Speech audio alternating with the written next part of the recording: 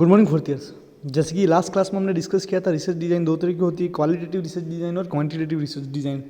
Quantitative research design को फिर से दो भागों में बांटा गया था, एक्सपेरिमेंटल रिसर्च डिज़ाइन और दूसरी होती है नॉन एक्सपेरिमेंटल रिसर्च डिज़ाइन। तो एक्सपेरिमेंटल रिसर्च डिज़ाइन के जो तीन टाइप्स थे, true experimental research design, quasi experimental research design और प्री एक्सपेरिमेंटल रिसर्च डिज़ाइन, इन तीनों को हमने लास्ट क्लास में डिस्कस कर लिया था। आज हम जो नेक्स्ट टॉपिक जो शुरू करने जा रहे हैं वो है non experimental research design. Non experimental research design को फिर से 5 भागों में डिवाइड किया गया। सबसे पहला डिस्क्रिप्टिव रिसर्च डिज़ाइन, दूसरा को रिलेशनल या x post factor research design, तीसरा डेवलपमेंटल रिसर्च डिज़ाइन, चौथा एपिडेमियोलॉजिकल रिसर्च डिज़ाइन और पांचवा आखिरी है सर्वे रिसर्च डिज़ाइन। अब इन जो 5 भागों को फिर से सब डिवाइड किया गया। Univariant descriptive research design, exploratory descriptive research design, comparatively descriptive research design. Correlational design को 2 भागों में फिर डिवाइड किया गया है, prospective research design, retrospective research design. Developmental research design को फिर से 2 भागों में डिवाइड किया गया है, क्रॉस सेक्शनल और longitudinal. Epidemiological, case control study, cohort study और लास्ट है सर्वे रिसर्च डिज़ाइन। अब इनको एक एक करके डिस्क्राइब कर रहे हैं। तो अपनी जो दूसरी रिसर्च डिज़ाइन है, पहली थी एक्सपेरिमेंटल रिसर्च डिज़ाइन और दूसरी non experimental research design. Non experimental research design का पहला टाइप है डिस्क्रिप्टिव रिसर्च डिज़ाइन, जैसे कि शब्द आपको बता रहे किसी भी चीज़ को डिस्क्राइब करना। तो इसके अंदर फिर से 3 भागों में इसको डिवाइड किया गया है। सबसे पहला यूनिवेरिएंट, यूनि मतलब एक। इसके अंदर हम कह सकते हैं कि यूनिवेरिएंट डिस्क्रिप्टिव डिज़ाइन में किसी भी रिसर्च स्टेटमेंट या प्रॉब्लम स्टेटमेंट में किसी एक वेरिएबल को ढूंढा जाता है। उस वेरिएबल को फाइंड आउट करने के लिए जिस रिसर्च डिज़ाइन का उपयोग लिया जाता है उसे हम यूनिवेरिएंट डिज़ाइन के नाम से जानते हैं। दूसरी डिस्क्रिप्टिव रिसर्च डिज़ाइन है exploratory design. Exploratory design is used to identify, explore and describe the exactly phenomena and related factor. तीसरी और आखिरी रिसर्च डिज़ाइन है कंपैरेटिवली रिसर्च डिज़ाइन।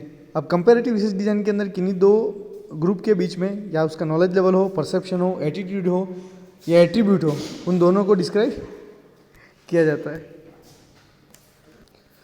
नेक्स्ट हम बात करते हैं दूसरी नॉन एक्सपेरिमेंटल रिसर्च डिज़ाइन के टाइप की, जिसको हम को रिलेशनल या x post factor research design के नाम से जानते हैं। को रिलेशनल मतलब एक दूसरे से रिलेशनशिप। इसको 2 भागों में बांटा गया, प्रोस्पेक्टिव रिसर्च डिज़ाइन और रेट्रोस्पेक्टिव रिसर्च डिज़ाइन। तो जैसे कि स्मोकिंग करते हैं तो कैंसर होता है और कैंसर होने का कारण स्मोकिंग है, तो ये 2 एक ऐसा। अब जो रिसर्च डिज़ाइन है एक्स पोस्ट फैक्टो या को रिलेशनल रिसर्च डिज़ाइन, जिसके अंदर 2 टाइप्स है, प्रोस्पेक्टिव और रेट्रोस्पेक्टिव। प्रोस्पेक्टिव के अंदर हम कह सकते हैं कि यहाँ पे प्रेजेंट जो है वो स्मोकिंग है जो कि एक कॉज है, और फ्यूचर है वो कैंसर जो कि उसका इफेक्ट है। तो प्रोस्पेक्टिव के अंदर हम प्रेजेंट में उसको यूज़ करते हैं जिससे उसका फ्यूचर डिसाइड होता है कि भी स्मोकिंग करेगा तो कैंसर हो सकता है, तो कॉज इफेक्ट रिलेशनशिप है।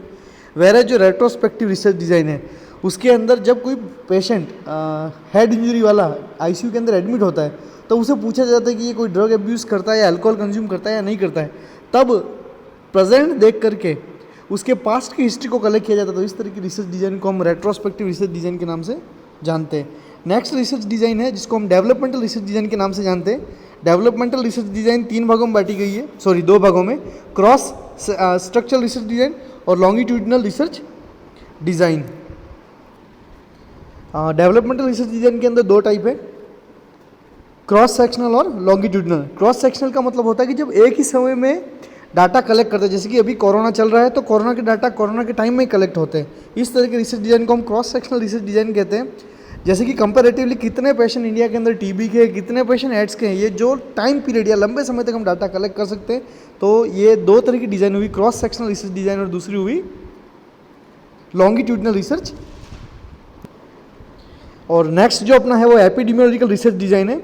तो एपिडेमियोलॉजिकल रिसर्च डिज़ाइन और कोरिलेशनल रिसर्च डिज़ाइन दोनों लगभग एक जैसी है। जहाँ पे प्रोस्पेक्टिव था, जहाँ पे प्रेजेंट से फ्यूचर को डिसाइड किया जाता था, यह कोहॉर्ट स्टडी है। वेयरएज जो रेट्रोस्पेक्टिव था वो इसकी दूसरी स्टडी का नाम है जिसको हम केस कंट्रोल स्टडी के नाम से जानते हैं। लास्ट रिसर्च डिज़ाइन जो अपनी बची वो है सर्वे रिसर्च डिज़ाइन।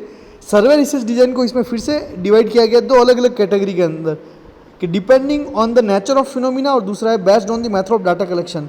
तो 2 तरह की सर्वे रिसर्च डिज़ाइन होती है, पहली डिस्क्रिप्टिव सर्वे रिसर्च डिज़ाइन, एक्सप्लोरेटरी सर्वे रिसर्च डिज़ाइन, को रिलेशनल सर्वे रिसर्च डिज़ाइन और कंपैरेटिवली सर्वे रिसर्च डिज़ाइन।